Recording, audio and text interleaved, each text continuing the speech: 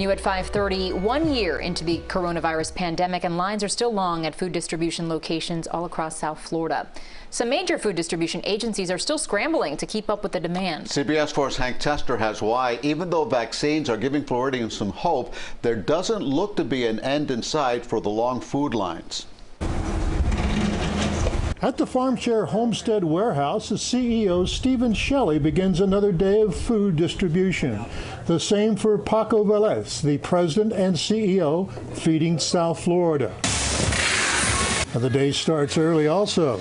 3 shifts a day sending food to distribution sites. Feeding South Florida and our sister food banks from the Feeding America Network have never seen anything like this. A year into the pandemic, a year into the life-saving food distribution lines, South Florida's major food distribution agency still providing a lifeline. But even today, we find that the demand for food is still up more than 60% year over year. A year of long lines at food distribution locations, an ongoing theme in the pandemic saga, and truly remarkable that so much food has been provided to so many, starting in March of 2020. What we saw in our very first distribution when we took enough food for about 700 families was that we were about 3,000 families worth of food short. Feeding South Florida saw their distributions go from 700,000 boxes to 1.5 million during the midst of the pandemic.